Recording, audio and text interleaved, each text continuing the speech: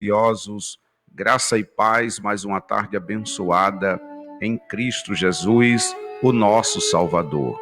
Quero convidar você essa tarde, juntamente comigo, para deleitarmos na presença do Senhor e louvar a Deus pelo privilégio de mais uma tarde abençoada, estarmos aqui juntos para ministrar o Evangelho da graça de nosso Senhor e Salvador Jesus Cristo. Nós vamos mergulhar um pouco agora no Velho Pacto, na lei, para poder compreender este tema tão maravilhoso que nós vamos agora dar sequência a respeito da oração. Muitos crentes em graça ainda não entendem a oração, ainda não conseguem orar como convém, e o próprio Espírito diz que é Ele que nos auxilia na nossa oração. Mas há algumas coisas que é necessário entendermos para poder falarmos certo, falarmos correto. Ministramos um tema há poucos dias atrás falando palavras corretas e palavras corrompidas. Então não se pode estar falando qualquer palavra, porque as palavras soam como vento se não tiverem sabedoria. Portanto, o tema desta tarde é a existência e o propósito da oração. Prepare o teu coração para o impacto desta palavra. A existência e o propósito da oração. Amados, não há nada mais comum entre os homens, nem em outra atividade que seja tão universal, sem deixar de ser a mais misteriosa e mal compreendida quanto à oração. Olha, desde os primórdios dos tempos e da história escrita, a oração é encontrada em cada cultura, civilização e época, e em cada continente. Os psicólogos e cientistas comportamentais também já estudaram os efeitos da oração na sua prática individual. Olha, querido, estudaram exaustivamente os efeitos da oração. Alguns estudos têm até tentado validar e documentar a eficácia das orações na prática individual. O ateu nem mesmo reconhece que haja alguém lá fora ouvindo. Para esses, a oração é simplesmente uma invenção humana projetada para amenizar os medos e as frustrações e a ansiedade do homem, restringindo-se a uma experiência psicológica que tranquiliza a mente e ajuda a lidar com os desafios da vida. Centenas de milhões de pessoas em todo o mundo participam todos os dias, em todas as línguas, raças e culturas deste ritual chamado oração. Todas as grandes religiões pedem que os seus fiéis orem todos os dias com regularidade. Querido, para entender a oração, é necessário entender a mente e o propósito do Criador. A oração, ela é o resultado da estrutura de autoridade estabelecida por Deus entre os céus e a terra. Também fruto de sua fidelidade à sua palavra. A oração, ela pode ser classificada agora como o primeiro produto globalizado da religião. Não importa a diversidade de religião, não importa o teu ministério, não importa a tua igreja, uma coisa é comum e que todas elas têm é a oração. A oração é o ponto neutro de todos os credos. Ainda assim, é a prática mais mal compreendida e enganosa entre os fiéis de todas as religiões. Entender a oração é o desejo do coração de cada cristão. Eu tenho o objetivo de entender o assunto propósito. E é uma das palavras que eu uso nos meus sermões, a palavra propósito. Porque eu descobri que o propósito é a coisa mais importante na vida. Porque a maior tragédia na vida não é a morte, mas a grande tragédia na vida é a vida sem propósito. Louvado seja Deus para sempre. Olha, querido, deixa eu dizer uma coisa a você.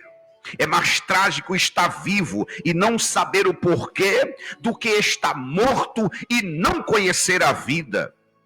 No livro de Provérbios, no capítulo 19, versículo de número 21, há uma simples declaração que mudou a minha vida há muitos anos atrás, e eu quero compartilhar isso com você essa tarde. Provérbio, capítulo 19, versículo 21, diz a Bíblia: muitos são os planos do coração do homem, mas o propósito do Senhor, este prevalecerá. Vamos ler novamente, e você pode acompanhar. Muitos são os planos do coração do homem, mas o propósito do Senhor, este prevalecerá. Em outras palavras, Deus considera mais o seu propósito do que os seus planos. Eu vou ler novamente para você. São muitos os planos do coração do homem, mas o propósito do Senhor, este prevalece. Em outras palavras, Deus considera o seu propósito mais importante que os seus planos. Olha, são muitos os planos do teu coração. O propósito é mais importante para Deus do que todos os planos que você possa fazer para a sua vida. Deus tem um propósito para todas as coisas. A palavra propósito, ela é definida no texto hebraico como a intenção original, o desejo da mente. Propósito significa a razão, o porquê algo foi criado. Propósito significa a motivação para começar uma criação. Louvado seja Deus para sempre.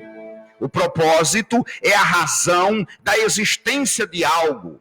O porquê de algo existir é chamado de propósito.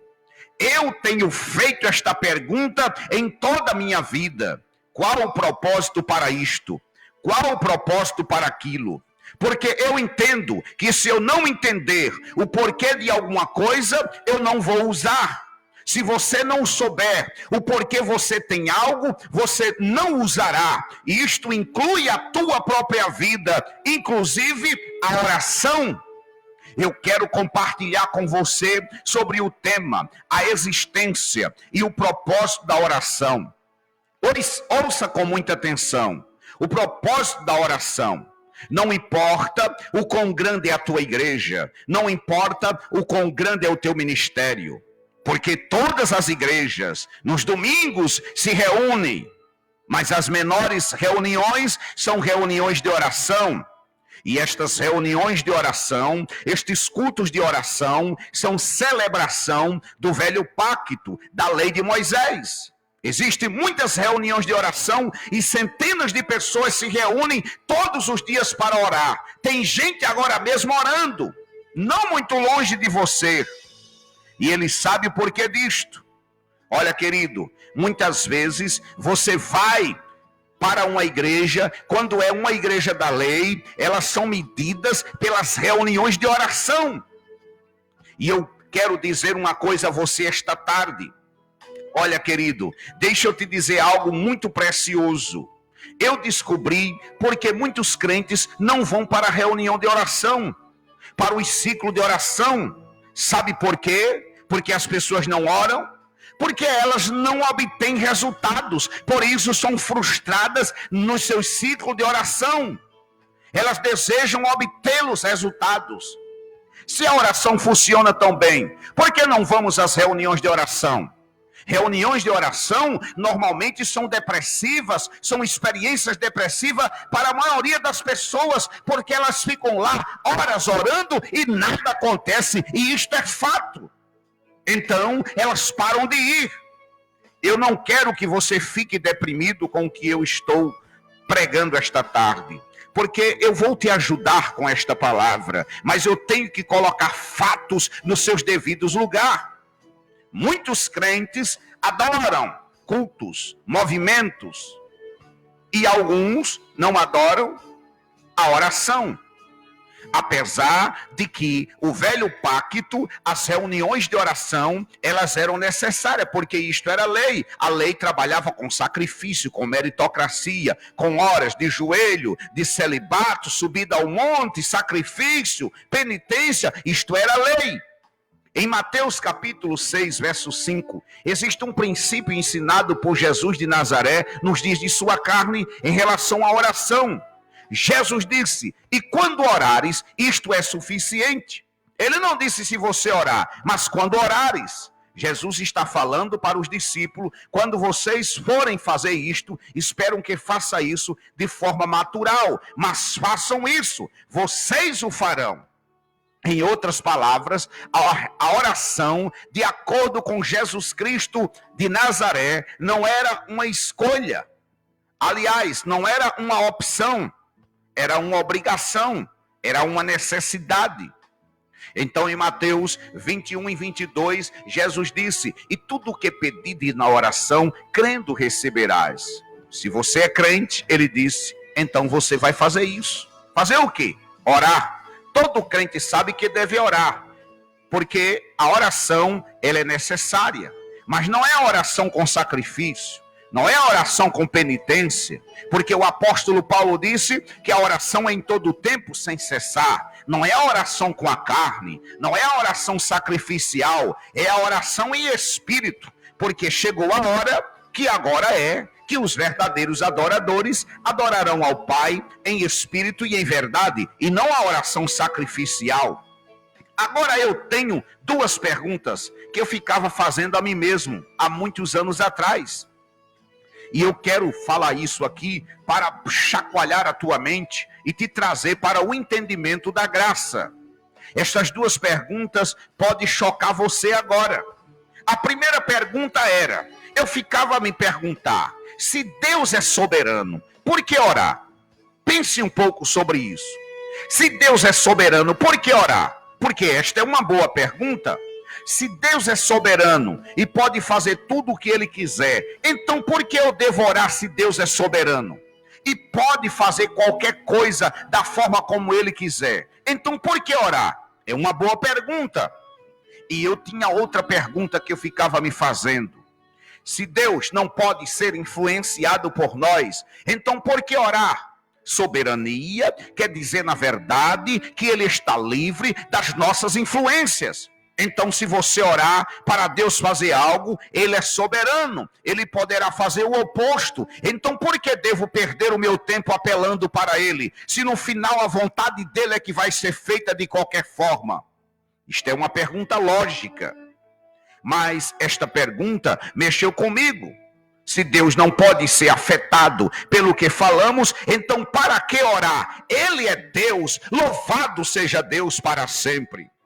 Então, queridos irmãos, eu achei as respostas que mudaram a minha vida para sempre. Eu darei 3 respostas que mudaram a minha vida para sempre quando eu ficava a me perguntar e o Espírito a falar. Resposta de número 1. Deus é soberano como a sua palavra. Número 2. Deus está limitado pela sua palavra. Número 3, Deus nunca violará a sua palavra. Eu vou repetir a razão por que oramos. É por causa destas 3 coisas. Número 1, Deus é soberano como a sua palavra. Número 2, Deus está limitado pela sua palavra. Número 3, Deus nunca violará a sua palavra. Por que isto é tão importante, pastor Everaldo? Sempre que Deus fala, seja o que for que Deus diga, isto irá virar lei. Não apenas para a criação, mas também virará lei para Deus. Deus é soberano até que Ele fale. O carnal não entende isto. Olha, querido, quando Deus não fala, Ele é soberano. Mas quando Ele fala, Ele está preso pelo que Ele falou. É por isso que Deus não fala muito na Bíblia.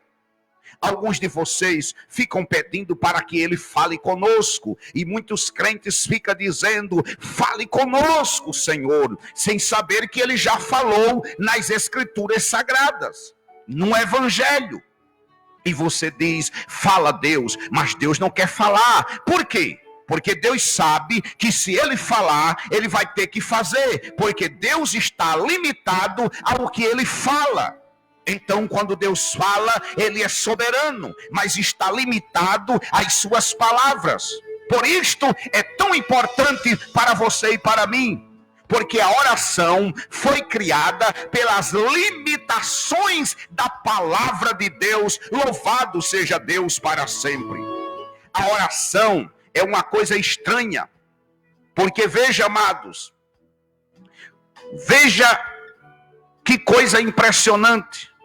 Quando você lê isto nos livros históricos, como provavelmente alguns irmãos que estão me ouvindo já leu, em Lucas 11, você fica impressionado com os milagres de Jesus. Você fica impressionado com a cura de um cego, com a ressurreição de uma criança. Fica impressionado com ele andando sobre as águas, curando os leprosos. Você fica impressionado com ele falando para a árvore e ela morrendo. Você fica impressionado com ele alimentando milhares de pessoas com alguns pães e peixes. É maravilhoso como se manifesta. E aí, muitos crentes ficam pensando, se eu estivesse lá, eu ia querer fazer a mesma coisa que Jesus, eu ia querer fazer os mesmos milagres que Jesus, eu ia pedir a ele que me ensinasse a fazer estas coisas. Olha, querido, tem muita gente que queria fazer as coisas que Jesus faz. Apesar dele ter morrido e ressuscitado, o conceito de oração continua, mas não com sacrifício. Ela agora é em espírito. Jesus de Nazaré foi interrogado por seus discípulos um dia. E os discípulos chegaram até Jesus e pediram-nos algo. Sabe o que foi que eles pediram? Eles não pediram para operar milagres, porque o que tem de operadores de milagres dentro do sistema religioso não é brincadeira. A única coisa que os discípulos pediram para ele foi que ele os ensinassem a orar. Eles chegaram numa festa, chamaram Jesus e disse, mestre, como devemos orar? Talvez você pedisse para ele operar milagre, para ele lhe ensinar a operar milagre. Mas a única coisa que os discípulos pediram foi para orar. Pedro poderia ter pedido para ensinar a multiplicar os pães, a limpar os leprosos, mas só pediram uma coisa. A Bíblia diz em Lucas 11:1, estava Jesus em certo lugar orando, e quando acabou lhe disse um de seus discípulos, Senhor, ensina-nos a orar, como também João ensinou aos seus discípulos. Olha, querido, eu gosto deste versículo, na parte que fala, quando ele acabou, então os discípulos agiram. Em outras palavras, eles estavam espiando atrás de alguma moita, tucaiando Jesus. Eu vou fazer uma declaração que vai sacudir a tua teologia. Jesus de Nazaré, ele nunca orou com seus discípulos, ele só orava sozinho, porque a oração é uma coisa particular, a oração é algo que é íntimo seu com Deus. Sempre que ele ia orar, ele pedia para que eles ficassem, porque a oração é uma coisa pessoal. Olha, querido, muitos crentes adoram os grupos de oração, porque muitos gritam e não gostam de orar. A oração é um assunto privado, isto é um relacionamento pessoal. Sua paixão era orar em particular. Adoramos a oração em grupo porque muitos elevam as suas vozes e não diz nada, só fala tolice, por isso que não recebe as respostas da oração. Jesus estava orando por si mesmo e os discípulos estavam ali observando. Jesus, quando ele terminou, a Bíblia diz que eles falaram para ele, mestre, ensina-nos a orar. Esta é a minha pergunta para você e para mim há muitos anos atrás. Porque esta foi a única coisa que eles pediram para Jesus ensinar. Nunca pediram para ensinar a fazer milagres ou andar sobre as águas. Eles só pediram que os ensinasse uma coisa. Como fazer esta coisa que você faz sozinho, nós vimos fazendo em particular. Olha, querido, eu descobri porque os discípulos finalmente captaram. Ouça com atenção. Isto é o que eu chamo de lógica indutiva ou dedutiva. Os discípulos ficaram espertos depois disso, porque eles viram. A Bíblia diz, e Jesus se dirigiu-se de madrugada a um lugar solitário para orar. Você já leu isto antes? Ouça com atenção. De madrugada, Jesus levantou-se e foi a um lugar deserto para orar. Quando ele fez isso? De madrugada, ainda bem escuro. Mas este horário normalmente não é bem entendido, pois o dia no Oriente Médio começa quando as pessoas vão para a cidade comprar mantimento. Normalmente o dia começa entre as 5 e as 4h25 da manhã. E quando o dia começa no Oriente Médio? O dia começa quando o sol nasce. No Oriente Médio, normalmente o sol nasce por volta das 4 horas da manhã.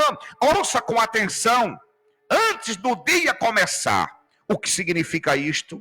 Que ele ia orar às 3 da madrugada, todos os dias, e ficava ali até completar toda a sua comunicação. Jesus orava pelo menos de 3 a 4 horas toda manhã.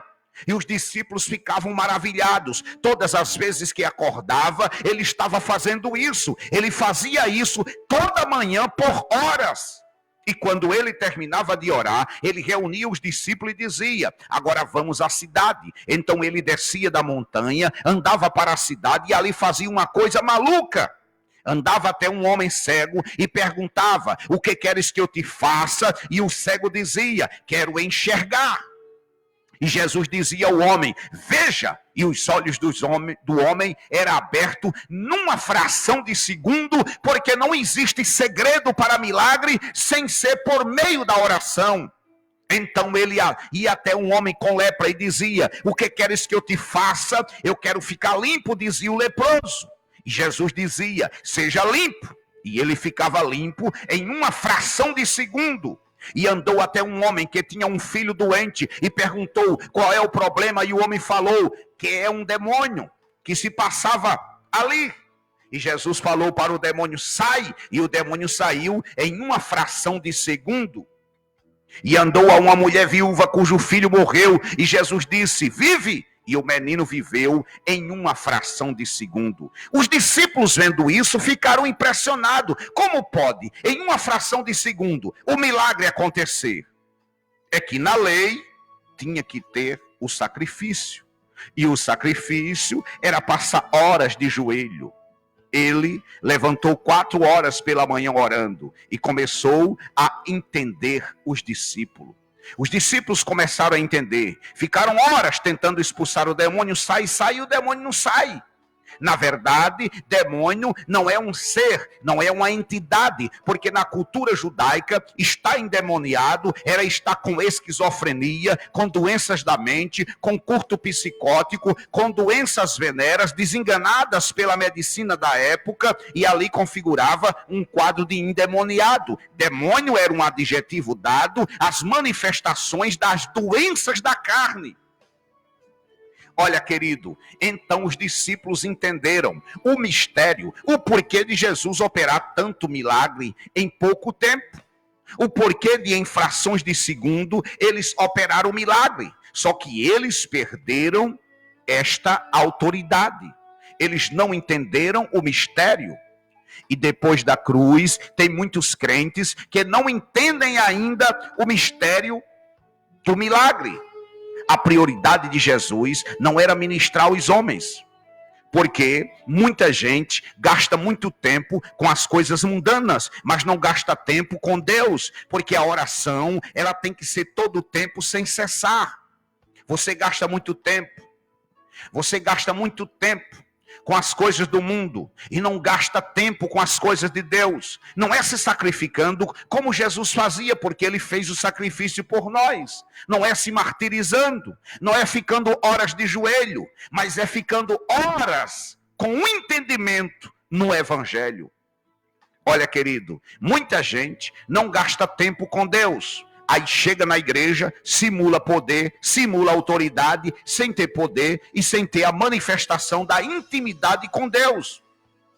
Você gasta muito tempo com as coisas do mundo e não gasta tempo com a oração. Os discípulos descobriram isso. mesmo na lei. Certa vez, havia um jovem endemoniado e Jesus, eu creio, pensou, deixa que eles vá lá e faça isso. Jesus subiu ao monte e a Bíblia diz que Jesus saiu da cidade e subiu ao monte para orar. Eu acredito que ele estava lá de cima olhando. E o que estava acontecendo lá? Quero ver se eles aprenderam. E de repente, a Bíblia diz que os discípulos foram lá, o homem disse, o meu filho está terrivelmente endemoniado, e Pedro disse, sem problema, nós vamos lá, nós somos pentecostal, nós somos do fogo, do refrai. Tiago, a mesma coisa, e os outros a mesma coisa, vamos expulsar. E eles começaram a pelejar com aquela pessoa que estava com cultos psicóticos, doenças. E Jesus estava assistindo, e no dia seguinte estava cansado, suados, ofegantes. E ele disse, eu vou descer para ajudar os discípulos, porque eles não estão conseguindo resolver o problema. E Jesus, quando chega, diz, o que está havendo aqui? E o homem disse, eu trouxe meu filho para os teus discípulos expulsarem o demônio, mas eles não puderam. Jesus disse estas palavras, até quando estarei convosco?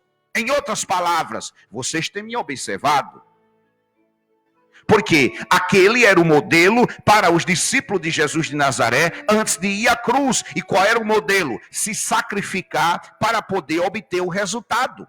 Agora nós estamos depois da cruz. Não há necessidade de nos sacrificarmos para obtermos resultado, porque o dom já está em nós, Jesus já está dentro de nós. Eu tenho que orar, não é me sacrificando e nem subindo ao monte e nem fazendo o que Jesus fazia, porque Jesus não era cristão, ele era judeu. Ele era um judeu que vivia debaixo da lei e estava ensinando os da lei a cumprirem também a lei. Porque nós entendemos que o fim da lei é Cristo, em Romanos 10:4, para a justiça de todo aquele que crer.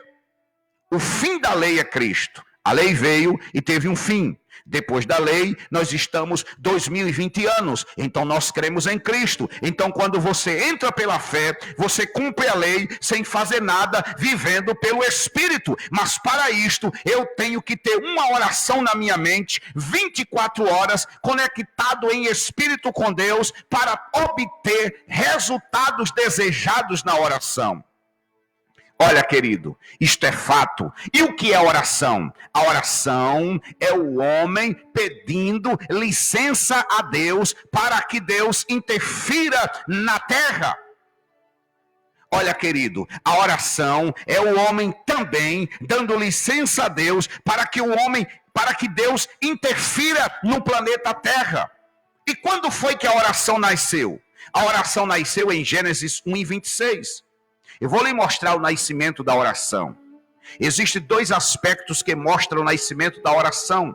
Gênesis 1:26 diz, e disse Deus, façamos o homem à nossa imagem, conforme a nossa semelhança. Então Deus disse que eles tenham domínio sobre a terra, que eles dominem.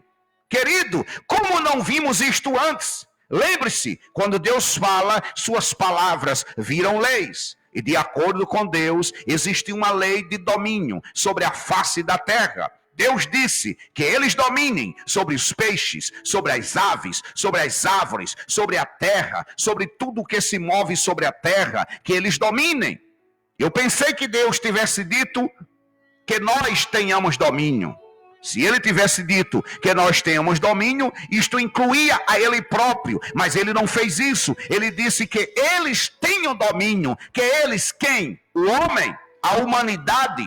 E o que é o homem, pastor? É uma criatura estranha, porque em Gênesis capítulo 1, Deus cria o homem. E em Gênesis capítulo 2, Deus cria o corpo do homem. Em Gênesis capítulo 1, Deus cria o homem espírito no céu. Mas em Gênesis capítulo 2, Deus cria o corpo do homem. E coloca dentro do homem o fôlego de vida, aquilo que antes ele já tinha criado no céu. E o homem passa a ser alma vivente. A palavra alma, ela vem também da palavra grega, que significa epneuma, fôlego de vida. Mas é estranho, porque espírito, na Bíblia, vem da palavra aramaica, que significa neuxamá, fortes rajadas de vento, ou fôlego de vida. Então, na Bíblia, existe um espírito no homem, ou uma alma, ou um epneuma, ou também chamado de neuxamá, porque alma e espírito na Bíblia é a mesma coisa.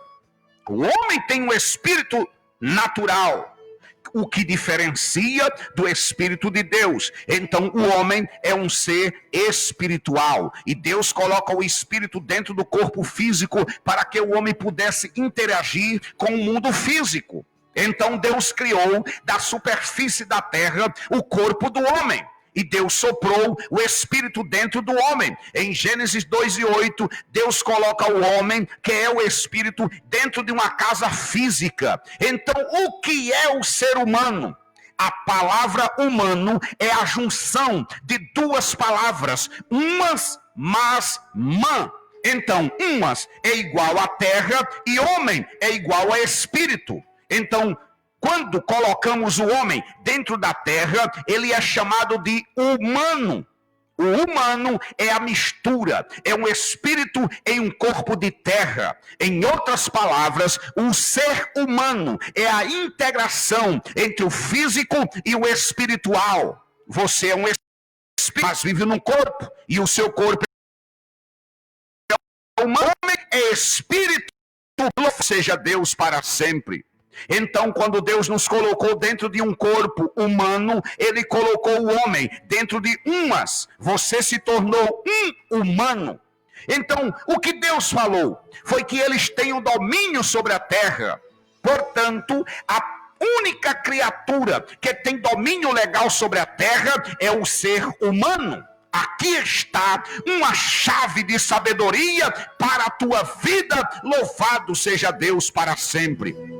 É por isso que a Bíblia fala sobre os principados e potestades. A única criatura que Deus disse tenha domínio, domine a terra, é o homem.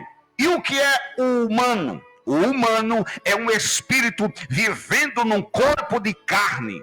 Então, se qualquer ser celestial, anjos de Deus ou o próprio Deus, se ele vir a terra sem um corpo, é de forma ilegal, no planeta Terra. Ouça com atenção, seja o que Deus quiser fazer aqui na terra, ele tem que obedecer a sua própria palavra, porque assim ele disse. A Bíblia diz que Deus disse, eu coloco a minha palavra acima do meu nome. A palavra em hebraico para nome também significa ser. Então, quando Deus disse, coloco minha palavra acima do meu nome, ele está falando, eu coloco meu nome acima de mim mesmo.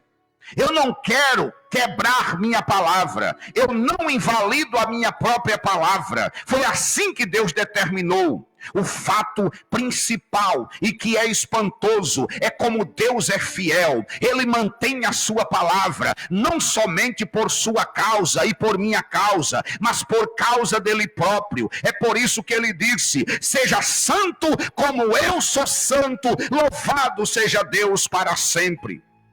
Deus, ele nunca invalida a sua palavra. Ouça com atenção. É por isso que Deus não pode vir a este planeta sem um corpo. Não porque ele seja fraco, não porque ele não seja poderoso, não porque ele não seja o todo-poderoso, mas por causa da sua fidelidade à sua palavra. Ele não quebra a sua palavra. Deus não virá a este mundo com um espírito sem um corpo, porque ele falou e virou lei. Eu sinto que você está entendendo esta palavra. Louvado seja Deus para sempre. É por isso que Deus se manifesta hoje na igreja através dos seus filhos, através dos seus escolhidos, dos seus santos, porque Deus, Ele está dentro, Ele já habita, já somos casa, templo de Deus, Ele já está aqui na terra. Ele disse que ia para o céu preparar lugar, e Ele preparou através do seu sangue. Agora somos templo e morada do Espírito Santo. Ele está conosco todos os dias, até a consumação dos séculos. Ora, agora você tem que transpassar, sair do velho pacto sacrificial e transpassar para a graça de Deus, e sair da lei e viver pela graça. Porque agora tudo mudou. Naquela época, os discípulos estavam correndo atrás da oração, do sacrifício da oração para a operação de milagre. Agora nós estamos depois da cruz, Cristo está dentro de nós. Agora a oração, ela é espiritual. Eu tenho que pensar como Deus pensa, eu tenho que agir como Deus age, não me sacrificando, porque o sacrifício foi feito de uma vez e para sempre. Portanto, meu amado e querido, é preciso nós entendermos algumas coisas sobre o que aconteceu na cruz do Calvário. Porque muitos crentes estão vivendo como se Cristo não tivesse transpassado aquilo na cruz. Veja, existe algo que foi consumado na cruz do Calvário e que muitos crentes vivem como se Cristo não tivesse consumado ainda. A grande maioria destes locais chamado igreja ainda estão vivendo antes da cruz. Eles estão antes da consumação dos séculos, por não terem as suas mentes iluminadas pela verdade do evangelho. Ainda estão metidos em rituais e práticas que são comuns à lei de Moisés. Vamos ao livro de Mateus, onde encontraremos um exemplo destas práticas. Jesus de Nazaré, antes da cruz, um dia, estando com os seus discípulos, disse-lhe, Mateus capítulo 6, verso 9 ao 13. Portanto, vós orareis assim. Isto aqui era antes da cruz. Pai nosso que estás no céu, santificado seja o teu nome. Venha ao teu reino. Seja feita a tua vontade, assim na terra como no céu. O pão nosso de cada dia dá-nos hoje. Perdoa-nos as nossas dívidas, assim como nós perdoamos aos nossos devedores. Não nos induz à tentação, mas livra-nos do mal, porque teu é o reino, o poder e a glória para sempre. Amém? Diz a sua palavra. Esta oração, ela perdeu a sua validade há mais de 2000 anos. Vamos te mostrar agora, com evidências bíblicas, que jamais isto pode passar pelos lábios de um crente que vive depois da cruz. Vamos a alguns pontos contundentes desta oração. Primeiro, santificado seja o teu nome. Olha, o crente não pode orar o Pai Nosso, porque quando Cristo morreu na cruz do Calvário, ali estava humilhado, estava em ignomínia. Porém, ao passar os 3 dias deste ato, ele vence o diabo, destrói o pecado, vence a morte, ressuscita em glória, seu nome já foi santificado. E ele agora é o nome que está acima de todo nome. E ele é Rei de reis, ele é Senhor de senhores. Por isso Paulo disse em Filipenses 2:9, por isso também Deus o exaltou soberanamente e lhe deu um nome que é sobre todo nome, diz a palavra do Senhor. O segundo ponto, de não precisarmos e não termos e não orarmos e não ter a necessidade de repetir a oração do Pai Nosso, é a expressão, venha ao teu reino. O reino de Deus já foi estabelecido depois da consumação dos séculos. Começa agora o século vindouro, cujo mesmo nós estamos. Paulo declara em sua carta aos Romanos que ao recebermos a abundância da graça e o dom da justiça, já passamos a reinar em vida. Portanto, não peça, mas viva teu reinado agora. Romanos 5,17 diz a Bíblia, se pela ofensa de um e por meio de um só reino a morte, muito mais os que recebem a abundância da graça e o dom da justiça reinarão em vida por meio de um só, a saber, Jesus Cristo. E se você ler Lucas capítulo 18, 17, verso 21, você vai ver que o reino já foi estabelecido na terra com Jesus de Nazaré, ainda em vida. O terceiro ponto, o porquê de não orarmos mais, a oração do Pai Nosso, porque é uma oração que estava pedindo algo que se já veio.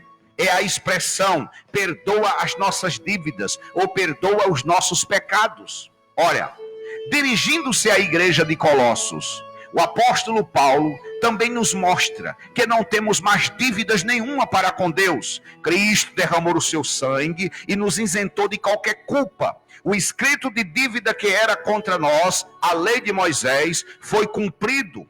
A promissória foi paga há mais de 2000 anos atrás. Por isso ele disse que tudo estava consumado. E por isso também que lá em Hebreus, capítulo de número 9, versículo de número 26, a Bíblia diz que ele aniquilou o pecado pelo sacrifício de si mesmo. Ele tirou.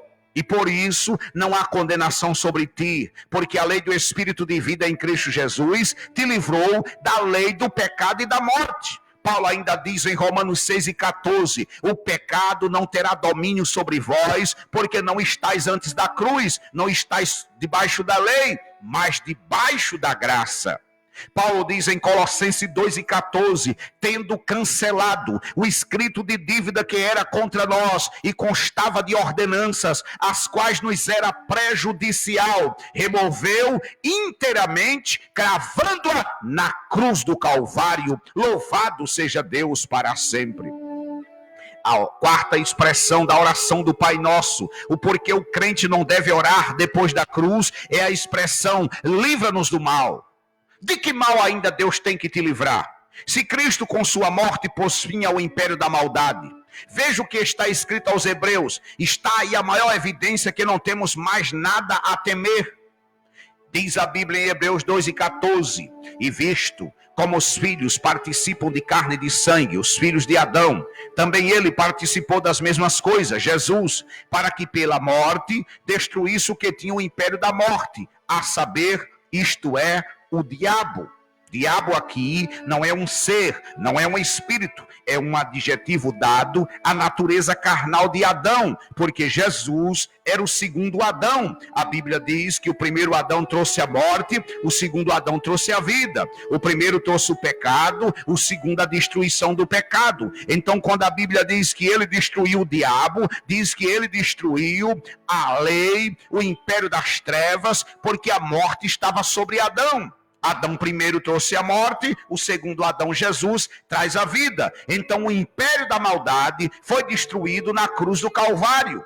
Por isso, para você que fica achando que existe seres mitológicos, imagens criadas na tua mente, a Bíblia diz que não vem sobre vós tentação que não seja humana. Em 1 Coríntios 10:13. Mas fiel é Deus que com a tentação vos dará escape. Então, o que tinha o império da morte era Adão. Jesus matou a natureza adâmica na cruz. Olha, querido, o que eu quero te mostrar esta tarde a respeito da oração é que ela não é sacrificial, ela é espiritual. Você não precisa passar horas de joelho se sacrificando para obter resultados como Jesus de Nazaré fazia. Não. Porque Jesus de Nazaré, ele estava fora dos discípulos, ele estava no corpo, agora ele está dentro do teu corpo. Então, você tem que entender que você está na graça e não é para abandonar a oração, é para praticar a oração em todo o tempo, sem cessar, em espírito, sem sacrifício. E todo o poder habita dentro de vós, e tudo que pedir, crendo, receberás conforme está escrito. E eu quero te dizer esta tarde, e o que é a oração, pastor? A oração é o resultado da estrutura da palavra de Deus estabelecida sobre os céus e a terra. A oração é o homem pedindo licença a Deus para que Deus interfira nos assuntos da terra. Por quê? Porque quando Deus criou o homem, Deus deu autoridade ao homem para que o homem tenha domínio sobre os peixes, sobre os animais, sobre as plantas, e Deus começou a especificar aonde o domínio seria. E o que é que o homem faz? O homem, em vez de dominar o que Deus mandou, ele quer dominar outro ser humano. Olha, querido, Deus não muda. Deus é fiel. Deus não vai mudar jamais. Agora, o homem deixa de dominar o que Deus determinou para dominar outro ser humano. É por isso que toda tentativa de opressão ao homem, ao ser humano, ele não obtém resultado. Funciona por um tempo, a manipulação, mas não vai obter resultado, porque Deus não criou o espírito do homem para ser manipulado. Eu quero te dar mais uma revelação esta tarde. Se você que me ouve esta tarde está ouvindo esta palavra e está entendendo esta palavra, louvado seja Deus para sempre. O Espírito de Deus quer te dar algumas diretrizes. Deus, ele criou o homem para ter domínio sobre a terra, mas o homem perde o seu domínio. O homem, em vez de dominar, ele está sendo dominado. Agora mesmo tem pessoas dominadas por folhas de mato, pela maconha, pelo crack. Agora mesmo tem pessoas dominadas por caldo de cana, pelo álcool, por suco de uva, pelo vinho. Algumas pessoas perderam o controle e estão fora de controle. E Deus disse, tenha domínio, e eles perderam o domínio. E por que você ora? Você ora porque você perdeu o controle das coisas. E você sabe que tudo que você pedir em oração, você vai crer, tudo vai te obedecer. As plantas vão te obedecer. Eu declaro que o Espírito de Deus restaurará a tua autoridade e o domínio sobre tudo debaixo deste planeta. As coisas vão te obedecer.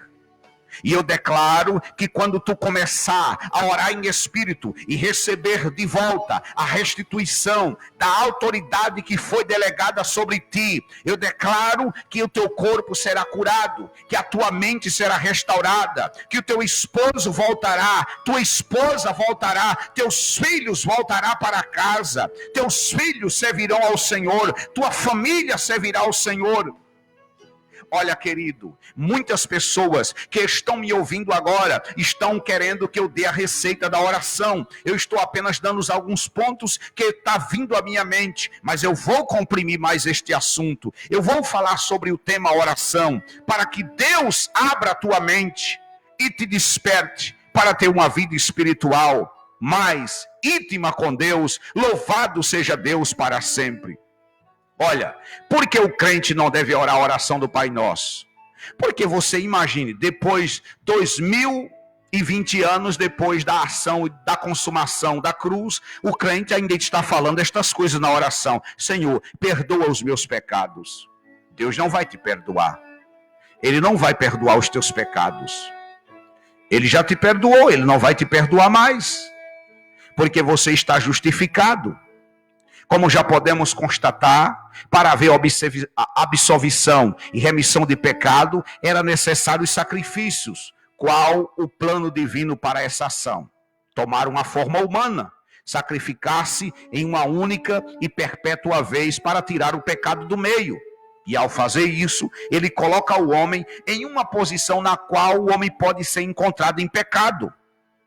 Pois, ao extinguir a lei, a regra, o mandamento, não há mais a possibilidade de infringi-la, a não ser se existisse. Mas como não existe, como sofreremos punição se a lei foi destruída? Por isso, Paulo disse em Hebreus 6:29, de outra maneira, necessário lhe fora padecer muitas vezes, desde a fundação do mundo, mas agora, na consumação dos séculos, uma vez se manifestou para tirar o pecado pelo sacrifício de si mesmo. E o que ele fez? Pôs fim à lei. Hebreus 8:12 diz, porque serei misericordioso para com suas iniquidades, de seus pecados, de suas prevaricações, não me lembrarei mais. Pastor, e por que o senhor está dizendo isso sobre a oração? Porque muitos de vocês oram pedindo perdão a Deus pelos pecados. Vocês têm que orar agradecendo a Deus porque os pecados já estão perdoados. assim como veio a condenação, a imputação, e você não estava lá, a todos os homens por meio de Adão, Cristo, ao morrer na cruz do Calvário, cumpre a lei, tira o pecado desta terra e coloca-nos eternamente justificados diante dele. Sua oração tem que ser uma oração de confissão. Você não deve orar pedindo, você deve orar agradecendo. Aqui está a chave de sabedoria para a tua vida. Romanos 5,18 diz: pois assim, como por uma só ofensa veio o juízo sobre todos os homens para a condenação, assim também, por um só ato de justiça, veio a graça sobre todos os homens para a justificação de vida. Com um único sacrifício, ele nos fez perfeito para sempre. Alguns de vocês estão orando para adquirir a perfeição. Vocês têm que orar declarando quem são: perfeitos, curados, abençoados, revestidos, santificados. Hebreus 10:14, porque com uma única oferta, Jesus Cristo te fez perfeito e para sempre os santificados. Estamos agora sem ruga, sem mancha, irrepreensíveis diante de Deus, e você precisa se enxergar isto nas suas orações. E não está se sentindo um pobre, um miserável, um desgraçado, um cego e um nu. Jamais. Implorando a misericórdia de Deus. Um crente salvo, da graça de Deus, ele nunca vai implorar misericórdia. Por isso, a igreja está perfeita, gloriosa. Paulo disse em Efésios 5, 26, 27, gloriosa, sem mancha, sem ruga, sem coisas, nem coisa semelhante, mas santa e irrepreensível. Para que sejamos encontrados em pecado, Cristo teria que ter falhado em sua morte e ressurreição. Se você crê neste sacrifício, também tem que crer que jamais pecou, ou que um dia irá pecar. 1 Coríntios 15, 17 diz: e se Cristo não ressuscitou, a vossa fé é em vão, e ainda estáis em vossos pecados. E se Cristo não ressuscitou, esta oração de pedir perdão pelo sacrifício é vã, não tem validade alguma. Se porventura, nos dias de hoje, você busca perdão de uma ação na qual julga ser pecado, saiba que Deus não aceita mais sacrifício por estes. Porque onde há remissão destes, não há mais oferta pelo pecado, em Hebreus 18 e 18. Cristo não perdoa os teus pecados, porque todos os teus pecados já foram perdoados, já foram destruídos, aniquilados, rasgados há mais de 2000 anos atrás. Então, querido, tire os olhos do velho pacto, tire os olhos da oração do Pai Nosso, sem contar que quando se ora, não se deve usar de vã repetições em palavras. Isto já eram as palavras do velho pacto. Agora você está no novo pacto. Agora você diz: Abba, Pai. Agora você diz: eu sou mais do que vencedor. Quando você ora, você vai a Deus declarando todas as bênçãos, todas as vitórias. Você vai declarando que é herdeiro, que é filho do Salvador, do Rei de Reis, daquele que vence todas as coisas, daquele que venceu todas as batalhas, daquele que não perde de vista um dos seus. Você tem que crer que você não tem condenação mais. Todas as barreiras foram quebradas, toda maldição foi destruída, todos os teus pecados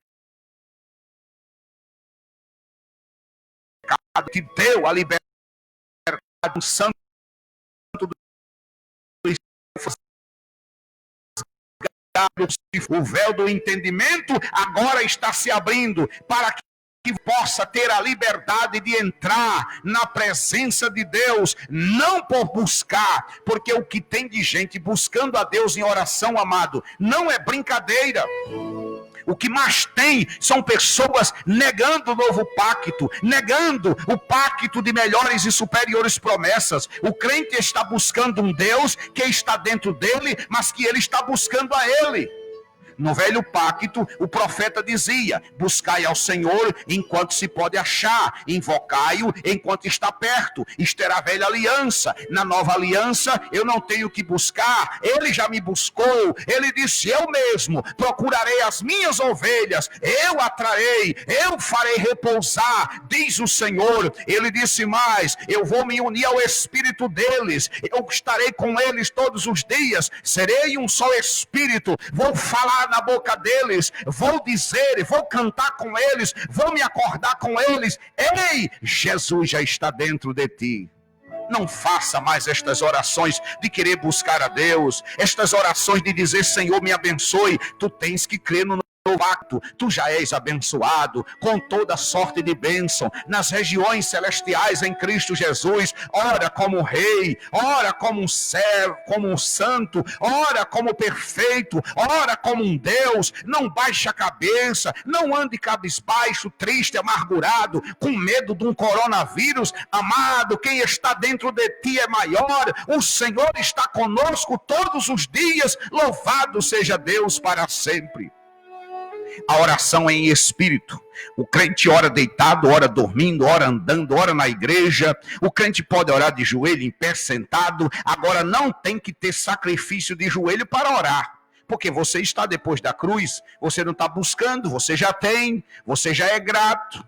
Ele já habita dentro de você, ele já restaurou você, ele já te deu tudo que você tinha perdido. Por isso os discípulos diziam: ensina-nos a orar.